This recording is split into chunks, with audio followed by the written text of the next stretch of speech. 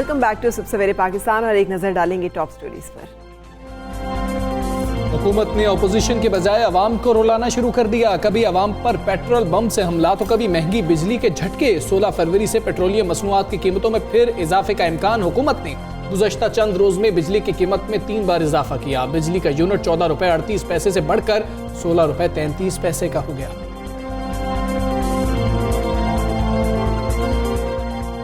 पाकिस्तानी बासमती चावल दुनिया भर में खुशबू और जायके की वजह से मशहूर, मगर पाकिस्तान से बैरून मुल्क भेजे जाने वाले बासमती चावलों के ऑर्डर में कमी। मौजूदा माली साल के पहले 6 माह में बासमती चावल की बरामद में 38% कमी देखी गई। रेगुलेटरी मुश्किलात ने बासमती चावल की बरामद को मुश्किल बना दिया। तहकीक के शोबे में कमी की वजह से भी बरामद मुतासिर हुई। सहराए थर में मौत का रक्स जारी। गुर्बत, अफलास, मौशरती नाहमवारियों की वजह से थर में खुदकुशियों में तेजी से इजाफा। 13 माह के दौरान 125 से जायद हालात के सताए खवातीन और मर्द ने जिंदगी से मुंह मोड़ लिया। सिंध सरकार कब होश के नाखून लेगी? हैं और भी दुनिया में सुखनवर बहुत अच्छे, कहते हैं कि गालिब का है अंदाजे बयां और लाजमा शायर मिर्जा गालिब को हमसे बिछड़े 152 बरस बीत गए। सुखनवरी के महताब गालिब का अंदाज सबसे जुदा। शायरी में सादगी के कमाल ने गालिब को जमाने में यकता कर दिया। जी, तो टॉप स्टोरीज आपने जानी और अब हम बात करेंगे उस मसले की जो हर पाकिस्तानी के साथ जुड़ा हुआ है और हम परेशान होते हैं। अब 15 रोज़ बाद परेशान होते हैं, पहले 30 रोज़ बाद परेशान होते हैं। हाँ, अब हम हर 15 रोज़ बाद परेशान होते हैं और इतना परेशान होते हैं कि हमें समझ नहीं आती कि हम जाएँ कहाँ। लेकिन हुकूमत जो है वो जिसे कहते हैं ना, वो वज़ीर-ए-आज़म ऐलान किया करते थे मैं इन्हें रुलाऊंगा, तो लोग अब ये कह रहे हैं कि हुकूमत ने अपोजिशन के बजाय अवाम को रुलाना जो है वो शुरू कर दिया है। कभी अवाम पर पेट्रोल बम फेंका जाता है, कभी बिजली गिराई जाती है, खाने पीने की अशिया की कीमतें वैसे ही हुकूमत के कंट्रोल से बाहर हैं। पहले प्राइस कंट्रोल कमेटियाँ जो हैं वो ली गई डिस्ट्रिक्ट एडमिनिस्ट्रेशन से, अब फिर वापस दी जा रही हैं। समझ नहीं आ रहा कि किस तरह से इस महंगाई के जिन को बोतल में बंद किया जाए। ये जिन है कि काबू में ही नहीं आ रहा। चलें अब खबर भी उनको सुना दें कि जो सबको पता है, सबको पता। हाँ, ये भी पता है कि कितना बढ़ना है। नहीं, मुझे लगता है कि ये पहले कह दिया जाता है कि इतना बढ़ेगा, फिर थोड़ा कम बढ़ाया जाता और फिर कहा जाता है देखें जी कि रिलीफ दिया गया ना आपको। खबर यह है कि कल यानी 16 फरवरी से मुल्क में पेट्रोलियम मसनूआत की कीमतों में एक बार फिर इजाफे का इम्कान है और ज़राए के मुताबिक oil and gas regulatory authority की जानिब से पेट्रोलियम मसनूआत की समरी पेट्रोलियम डिवीजन को इरसाल कर दी गई है। और कितने रुपए इजाफे की तजवीज़ की गई है? 16 रुपए तक महंगा करने की तजवीज़ दी गई है, लेकिन जो सुनने में आ रहा है, जो बाखबर लोगों ये कह रहे हैं कि 4-5 रुपए तक तो बढ़ ही जाएगा। ये जो कि हमें पिछली हिस्ट्री से हम अंदाज़ा लगा सकते हैं, तुक्का लगा सकते हैं। डीजल जो है वो 14 रुपए 75 पैसे तक महंगा करने की तजवीज़ दी गई है। और अगर डीजल महंगा हुआ, भले वो थोड़ा सा भी और महंगा हुआ, 1 पैसा भी क्यों ना हुआ, लोगों ने तो ऐसे बढ़ाना है रेट्स। आप कैसे सोच सकते हैं कि सब्जी सस्ती होगी, अंडे सस्ते होंगे, मुर्गी सस्ती होगी, फिर आप उनको कैसे शिकवा करें? जब उनके इनपुट से हर चीज़ जो है वो बढ़ जाएगी तो फिर जाहिर है कीमतें बढ़ेंगी। 3 बार जो है महंगी की गई है बिजली। और बड़ा कमाल उसमें ये हुआ कि पहले जो है वो महंगी की गई ये कह के कि जी फ्यूल प्राइस एडजस्टमेंट है 1 रुपया 53 पैसे, फिर उसके बाद सेमाही जो है इंक्रीज़ होता है उस पे पैसे जो है बढ़ाए गए। और अगर पिछले कुछ 6 महीने की बात करें तो तकरीबन 6 रुपए जो हैं वो बढ़ चुके हैं। 2 रोज़ पहले वफाकी हुकूमत की दरख्वास्त पर नेपरा ने बिजली 1 रुपये 95 पैसे महंगी की मंजूरी दी थी और 200 अरब रुपए का सार्फिन पर इजाफी बोझ पड़ा है। और जुल्म की बात यह है कि फैसले का इत्तलाक 50 यूनिट तक वाले गरीब सारिफीन पर भी कर दिया गया है। यकसा होगा। ऊपर तले इजाफे के बाद बिजली का फी यूनिट 14 रुपये 38 पैसे से बढ़कर 16 रुपये 33 पैसे तक जा पहुंचा है। और जब पेट्रोल की प्राइसेस बढ़ती हैं, डीजल की प्राइसेस बढ़ती हैं, तो हम देखते हैं कि हर चीज़ की कीमत बढ़ा दी जाती है। ट्रांसपोर्टेशन क्योंकि महंगी हो जाती है तो फिर हर चीज़ में हम इजाफा देखें। बिल्कुल सही सवाल से बातचीत करेंगे माहिर खुर्रम शहजाद साहब हमारे साथ हैं। अस्सलाम वालेकुम खुर्रम शहजाद साहब, शुक्रिया वक्त निकालने के लिए। अब तो समझ में नहीं आता कि बार बार क्या आपसे पूछें कि हर 15 रोज़ बाद पेट्रोल महंगा करते हैं। क्या आलमी मार्केट में भी हर 15 दिन बाद पेट्रोल जो है महंगा हो जाता है? जो हुकूमत मुसलसल पेट्रोल की कीमतें इजाफा करती चली जा रही है और कहाँ पे जाके रुकेगा? जो बाखबर लोग हैं वो तो ये भी कहते हैं कि जब तक डॉलर की प्राइस के बराबर नहीं आएगा ये इजाफा जारी रहेगा। तो इसका मतलब है क्या 160 रुपये पे हम जाके पेट्रोल खरीदेंगे एक वक्त पे? जी अस्सलाम वालेकुम। देखें, अभी इंटरनेशनल मार्केट में रिसेंटली ऑयल बढ़ा है और पिछले कोई अगर आप 1-2 महीने का अगर अंदाज़ा देखें तो तकरीबन कोई $5 से $8 जो है वो इंक्रीज़ हुआ है ऑयल। बट उसके साथ साथ कोई इतना ज़्यादा इंक्रीज जो है वो जो रिफाइंड प्रोडक्ट्स हैं यानी कि पेट्रोल डीजल इनकी भी एक मार्केट है। इससे एक तो क्रूड ऑयल होता है जिसे हम मंगवा के या यहाँ से एक्सप्लोर करते हैं और उसको रिफाइन करते हैं, उसमें पेट्रोल बनाते हैं, डीजल बनाते हैं और बहुत सारी चीज़ें बनाते हैं, फर्नेस ऑयल जो है वो बनाते हैं। तो जो इंटरनेशनल मार्केट में उसमें भी इनकी भी एक प्राइसेस जो है उनका भी एक जो है वो ट्रेंड होता है। तो देखें जहाँ तक इंक्रीज़ की बात है तो बहुत ज़्यादा इंक्रीज़ तो नहीं हुआ है, क्योंकि हिस्टोरिकली हमने देखा है कि $100 से ऊपर भी प्राइसेस गई, $150 तक भी करीब करीब पहुंची, बट इंक्रीज़ इतना ज़्यादा नहीं था। उसकी दो वजूहत थी कि ओवर द पीरियड जो है हमारा जो रुपी है उसमें जो है बहुत ज़्यादा जो है कमी हुई। मैं आपको एक नंबर बताता हूँ, 2005 में जो डॉलर था वो 59 रुपीज़ का था, यानी कि ₹1 कम 60 रुपये का जो है वो डॉलर था। आज जो है 100 रुपये ऐड कर लें आप, उसमें 159 रुपये का डॉलर है। तो आप 100 रुपये देखें डॉलर में जो है इजाफा हुआ है, जिसकी एक बड़ी वजह ये भी होती है अगर आप इंपोर्ट करते हैं तो उसका इम्पैक्ट आता है। दूसरी बात ये है कि देखिए टैक्सेस का पोर्शन जो है हमारी ऑयल प्राइसेस में काफ़ी ज़्यादा है, काफ़ी मुल्कों में होता है, इंडिया में भी है, हमारे यहाँ भी जो है काफ़ी ज़्यादा टैक्सेस का पोर्शन है। जैसे कि PL हमने लास्ट टाइम बात की थी, पेट्रोलियम लिवी 21 रुपये आज भी जो है 1 लीटर 21 रुपये पेट्रोलियम लिवी है, वो सेल्स टैक्स और दूसरी जो टैक्सेस है वो अलग हैं। तो देखिए टैक्सेस का अगर 40-45% टैक्सेस अगर होंगे पेट्रोल की प्राइस में, डीजल की प्राइस में, तो फोर्स ये फिर आपको इंक्रीज नज़र आएगा। और आप जो पहले बात कर रहे थे कि प्राइस शायद इतनी बढ़ाई ना जाए, बताया ज़्यादा जाता है ताकि एक्सपेक्टेशंस बिल्ड हो ज़्यादा साइकोलॉजिकली, और फिर जब आप 5 या 6 रुपये बढ़ाएं एक्चुअली तो वो आपको लगे कि जी इसमें एक्चुअली रिलीफ दिया गया, बढ़ाया नहीं गया। तो मेरे ख्याल में प्राइसेस बहुत ज़्यादा नहीं बढ़ी, बट ये कि और आप एक और मैं पॉइंट ऐड करता हूँ, डॉलर की जो बात हो रही थी अभी कि जो है उसका इम्पैक्ट कैसे आता है, तो अभी तो इनफैक्ट डॉलर जो है वो नीचे आया है इंटरनेशनल लोकल मार्केट में, यानी कि जो रुपी है वो रुपी अगेंस्ट डॉलर आपका अगर पैरिटी देखें तो 158 के पास आ गया है तकरीबन, जो पहले 161-62 के करीब चल रहा था। तो एक्चुअली तो इसका इम्पैक्ट पॉजिटिव होना चाहिए हमारी सारी इंपोर्ट्स पे, लेकिन हमारे यहाँ प्रॉब्लम ये होता है कि थोड़ी सी ग्रोथ होती है, इंपोर्ट शुरू होती है, तो हम फिर वही डेफिसिट पे चले जाते हैं, हुकूमत को जो है ये सारी प्राइसेस आवाम पे डालनी पड़ती है। तो ये स्ट्रक्चरल प्रॉब्लम्स हैं जिनको ठीक है। खुर्रम शहजाद साहब, अगर आलमी मार्केट में तेल महंगा हो जाता है तो फिर हुकूमत बेचारी करे तो करे क्या? हम हुकूमत को तनकीद का निशाना बनाते रहते हैं, हुकूमत की फिर इसमें क्या गलती है? वो भी ज़रा हमें भी समझा दें, आवाम को भी समझा दें, हुकूमत कैसे जो है ये बम गिरने से बचा सकती है? देखिए, एक तो टैक्सेस में जो है वो बेतहाशा इजाफा नहीं होना चाहिए, टैक्सेस वहाँ से लेने चाहिए जहाँ से बनते हैं। जो टैक्सेस नहीं देते, आज भी जो है आपके यहाँ कितने ऐसे शोबाजात हैं जो टैक्सेस नहीं देते, रजिस्टर्ड ही नहीं होते और अनडॉक्यूमेंटेशन बहुत ज़्यादा है आपके यहाँ, तो उसको ठीक करना चाहिए ना। वो एक आपका बर्निंग इशू है कि टैक्सेस नहीं है आपके यहाँ, और जो टैक्सेस होते भी हैं तो वो सही तरीके से स्पेंड नहीं होते। जो फिर आप देखें ना, आपका जो बजट है, बजट में 4 ट्रिलियन रुपीस का आपका टैक्स आता है, जिसमें 1.5 to 1.6 ट्रिलियन के करीब जो है आपका डिफेंस जाता है, फिर आपका डेट सर्विसिंग चली जाती है तकरीबन कोई 3 ट्रिलियन के करीब, फिर सूबों को जाता है।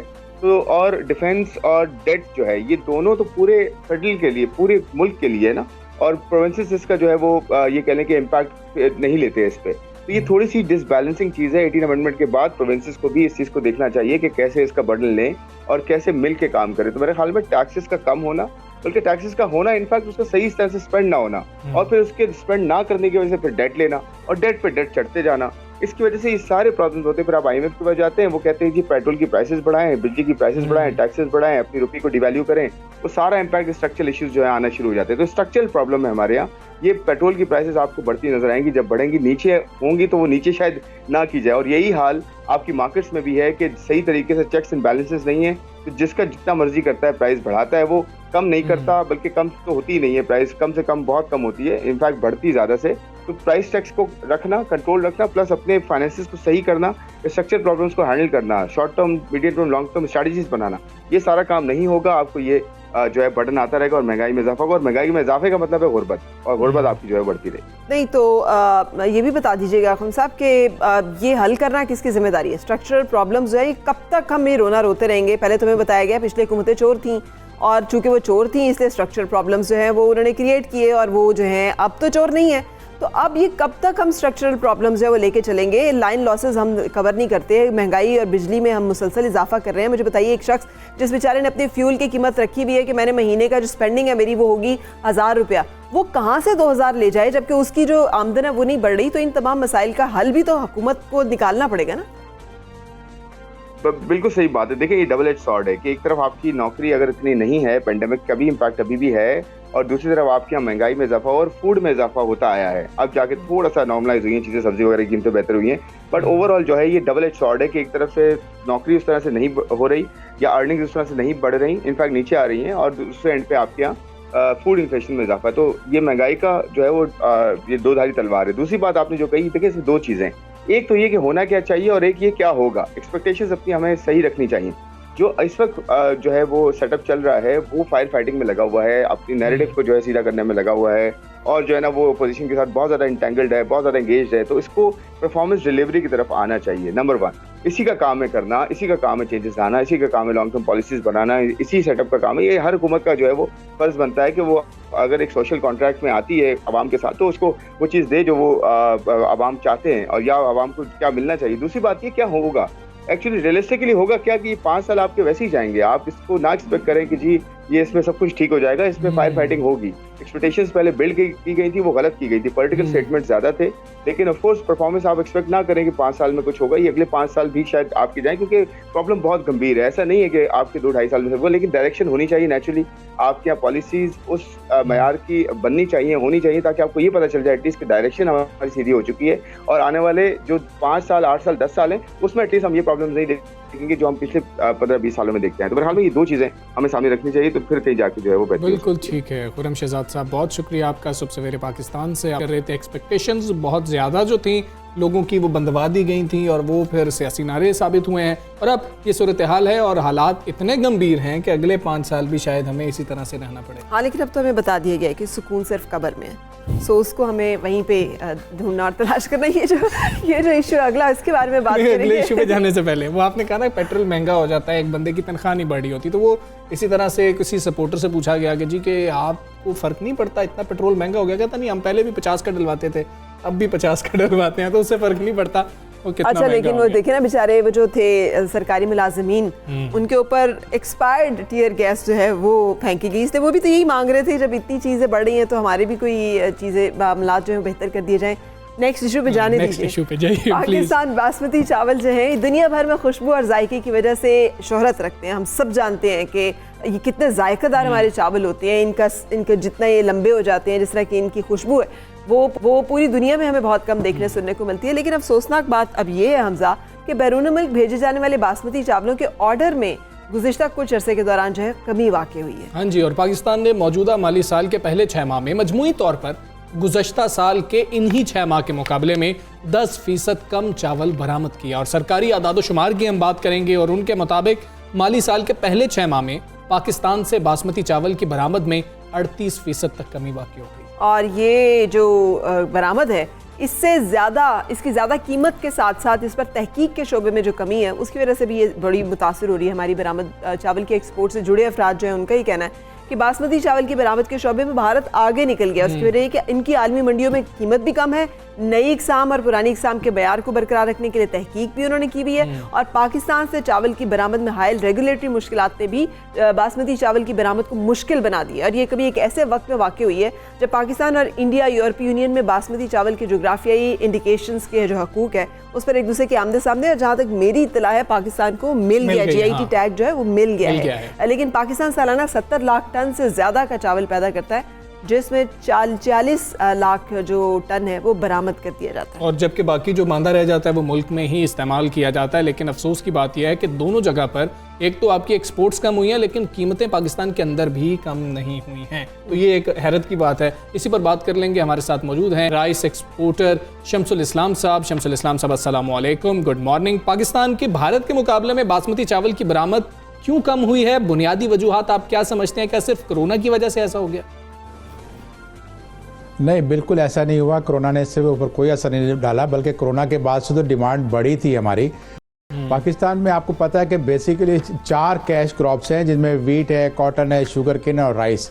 ये जो ऊपर जो पहले बताई है 3 क्रॉप में मुसलसल डिक्लाइन हो रहा था, लेकिन राइस की वो वाहिद क्रॉप है जिसमें हर साल जो है प्रोडक्शन बढ़ रही है। लास्ट ईयर जो 7.2 मिलियन टन की प्रोडक्शन थी, तो इस दफ़ा 7.7 मिलियन टन की प्रोडक्शन हुई है। और डिस्पाइट इसके कि प्रोडक्शन बढ़ गई, प्राइसेस जो है जब फार्मर ने हार्वेस्टिंग की और पैडी मार्केट में बेची तो उसको ऑन एवरेज जो है वो $300 पर टन के हिसाब से पैडी की प्राइस मिली। अब $300 पर टन की पैडी की प्राइस को चावल को बना के उसको जो है $850 से $900 $1000 तक पहुंचा दिया गया है। और उसकी बेसिक मेन वजह यह है कि इसमें वो एलिमेंट जो होर्डिंग करते हैं, ज़ख़ीरा अंदोज़ी करते हैं, जैसे आपको पता है कि गंदम की भी ज़ख़ीरा अंदोज़ी होती है और गंदम के बाद चावल जो है वो सेकंड स्टेपल है पाकिस्तान में, अब काफ़ी खाया जाता है।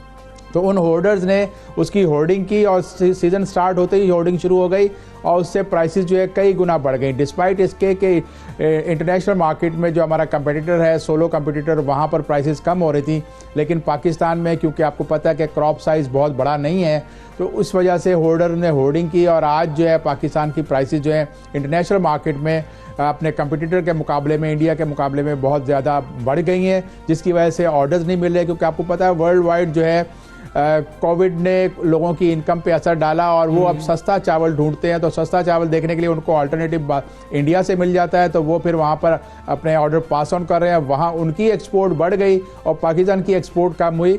और इसमें एक और हुकूमती पॉलिसी का भी दखल है जो कई सालों से, अगर आप देखें तो 2008-9 में जो है हमने तकरीबन 12 लाख टन बासमती चावल एक्सपोर्ट किया था, जो अब तकरीबन आधा हो गया, कोई 6-6.5 लाख टन के करीब आ गया है। और उसमें वजह यह है कि मुसलसल स्टेट बैंक की तरफ से एक रिफाइनेंस पॉलिसी जो है वो चावल में दी जाती है, जिसका मेन पर्पस जो है पॉलिसी का वो ये है कि वैल्यू एडिशन को प्रमोट किया जाए।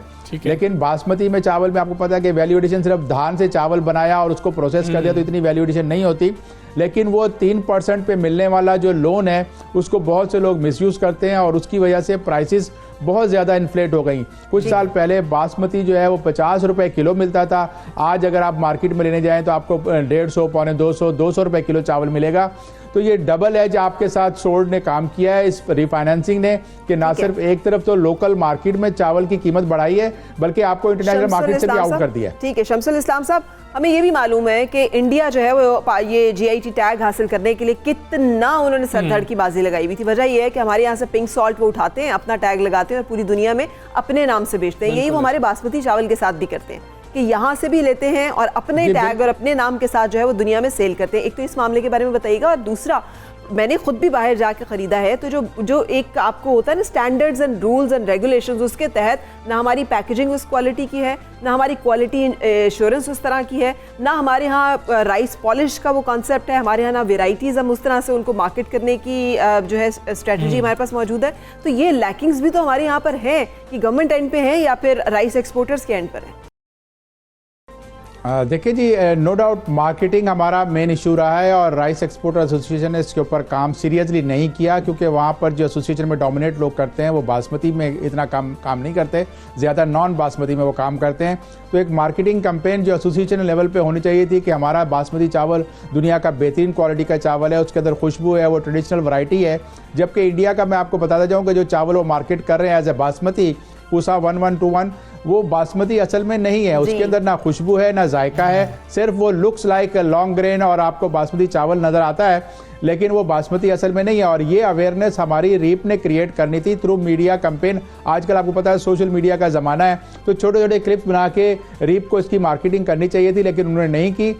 और उसका रिजल्ट ये निकला कि कंज्यूमर क्योंकि इनोसेंट है, अब जनरेशन चेंज हो रही है, हमारी जो मदर्स को पहचान थी चावल की है वो नई नस्ल को इतनी पहचान नहीं है, तो वो लंबा दाना देख के बासमती चावल समझ के ले आते हैं। हालांकि उनको जो है इंडिया कंज्यूमर को चीट कर रहा है, इनोसेंट कंज्यूमर को चीट कर रहा है और उनसे प्राइस भी वो ज़्यादा लेता है। जो नॉन बासमती जो $400-500 की होनी चाहिए उसको वो $700-800 में बेच देता है। यही पाकिस्तान का जो है अच्छी क्वालिटी होती है, लेकिन उसके बावजूद उसको वो प्राइस नहीं मिलती, क्योंकि सामने कंपेटिटर जो शेल्फ पे प्रोडक्ट रख के बैठा हुआ है उसकी पैकेजिंग बहुत अच्छी है। जैसे आपने कहा कि पाकिस्तान में पैकेजिंग वाकई इतनी इंप्रूव नहीं हुई, उसकी मेन रीज़न ये है कि पाकिस्तान में पैकेजिंग इंडस्ट्री इतनी डेवलप ही नहीं हुई। अगर आप चंद गिनती की बहुत अच्छी पैकेजेस कंपनीज को देख लें तो उनकी प्राइसेस बहुत ज़्यादा है, कॉस्ट आपको इतनी ज़्यादा पड़ती है। फिर उनसे अगर आप ऑर्डर बुक करें तो 3-3, 6-6 महीने तक वो आपको ऑर्डर नहीं देते, तो इस दौरान तो ऑर्डर आपके पास एक्सपोर्ट से निकल जाते हैं। तो हुकूमत को चाहिए कि पैकेजिंग इंडस्ट्री को भी इंसेंटिव दे।